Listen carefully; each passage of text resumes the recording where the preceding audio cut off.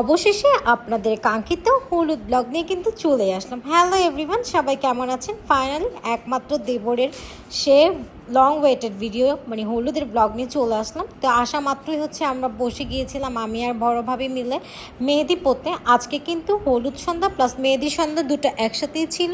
তো এই যে আর আমি বড় ভাবি আজকে হলুদের জন্য বসে গিয়েছিলাম, কারণ তাড়াতাড়ি মেহেদি পরলে শুকিয়ে যাবে।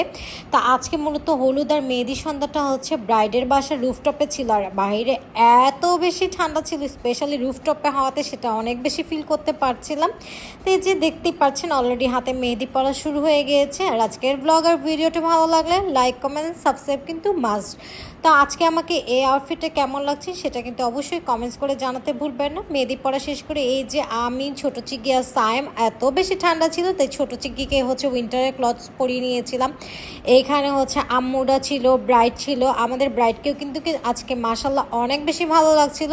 হলুদ আর মেহেদি যেহেতু ছিল, ও মেহেদি কালারটাকে প্রেফার করে ড্রেস পরেছিল, সাথে ব্যবস্থা ছিল ফুচকা কফি। তো এই যে ফুচকা খাচ্ছিলাম।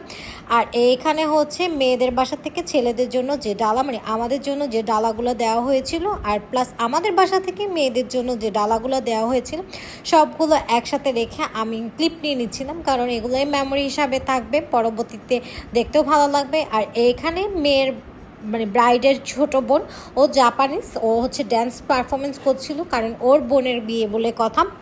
আমাদের ব্রাইড হচ্ছে ওর বড় বোন। আর এখানে হলুদ আর ডিজে হবে না সেটা তো হতেই পারে না।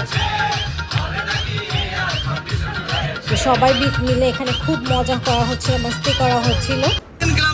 আই হোপ আজকের ব্লগ ভিডিওটি আপনাদের সবাই অনেক কম বেশি এনজয় করেছেন।